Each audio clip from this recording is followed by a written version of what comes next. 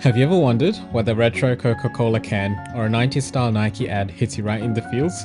You could be minding your own business, walking down the aisle of your local grocery store. Then, all of a sudden, a flashback to simpler times when your only concern was whether your Tamagotchi was still alive. It's not just the memories though, it's something far more insidious. Brands are playing you and they're doing it by tapping into your brain's nostalgia button. A button so powerful, it practically hijacks your wallet.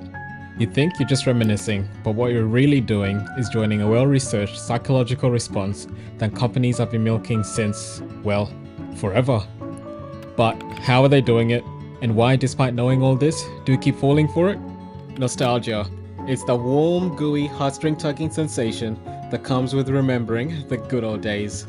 You know, like when you smell a certain scent and suddenly you're back in your childhood kitchen, or when a song comes on the radio and you're mentally transported to that angsty phase you'd rather forget. Scientists have fancy names for this stuff. They say it's your brain's way of seeking comfort and familiarity when life starts to feel a little bit too much like a never-ending episode of Black Mirror. It's a mental time machine whisking you back to a place when life was simpler, probably because you didn't have 40 unread emails or rent to worry about. Here's the wild part. Studies show that nostalgia isn't just a fun trip down memory lane. It literally activates the parts of your brain associated with social bonding, which, surprise surprise, makes you feel good. It's like your brain is rewarding you for remembering how much better things used to be, or at least, how you think they used to be. Now, this nostalgia marketing game isn't exactly new.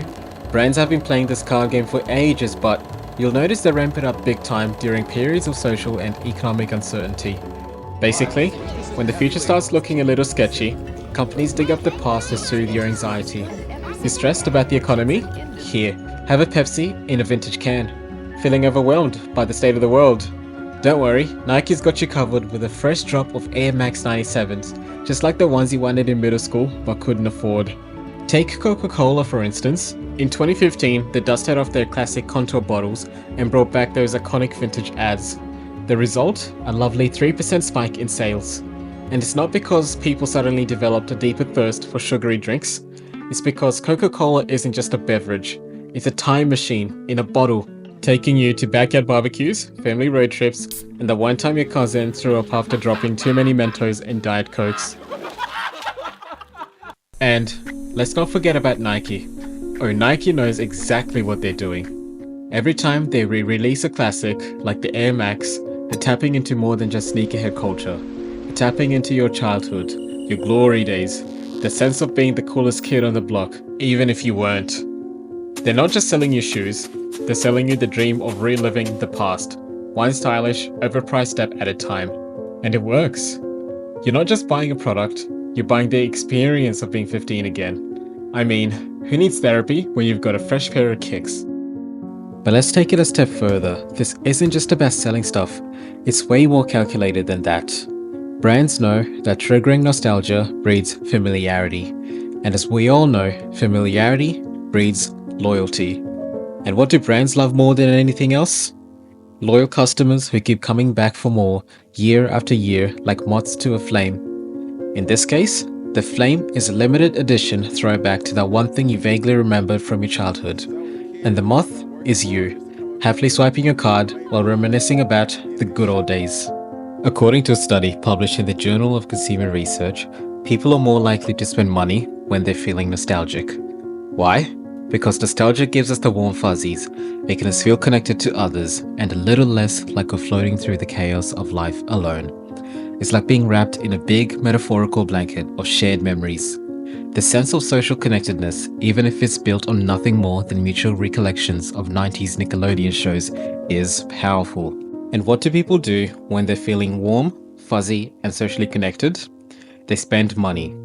More money, actually. Another study revealed that when people were exposed to nostalgic content, they were willing to pay more for products.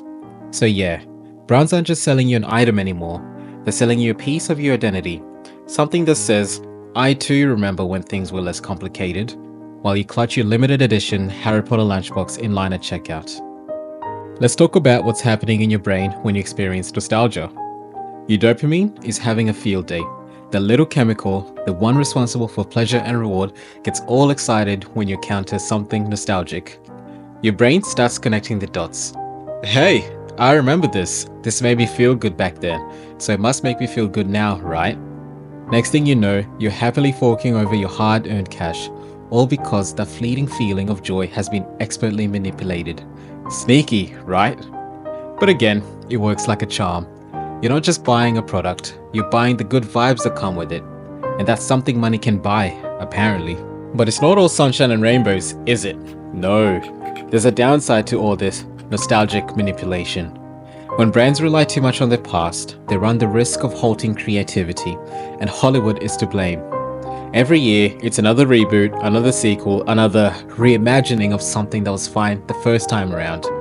What happened to originality? Oh, that's right. It took a backseat to nostalgia-fueled profits. Why gamble on something new and risky when you can just hit copy and paste on an existing franchise? Sure, it works, but at what cost? I mean, how many Spider-Man origin stories do we really need? And there's another question we should be asking. Is it ethical for brands to exploit our emotional vulnerabilities, especially when we're already feeling anxious or uncertain about the future? It's one thing to sell you a sugary drink because it reminds you of your childhood. It's another to manipulate that connection, making you feel that you need it to cope with the dumpster fire that can be modern life. At some point, we've got to wonder where the line is between harmless nostalgia and straight up emotional exploitation. Then there's the Gen Z factor. How long before they get tired of this endless loop of recycled nostalgia? I mean, you can only relive the 80s, 90s and early 2000s so many times before it starts to feel a bit stale. Are we going to keep rotating through the same decades on repeat, like a broken Spotify playlist? Eventually, something's got to give. Future generations might not be so keen on riding the nostalgia train forever. And if that's the case, brands will need to find a new way to hook them in. So where does nostalgia marketing go from here? Will future generations feel nostalgic for the golden age of TikTok or the early days of social media influencers? Is that where we're headed? Honestly, who knows?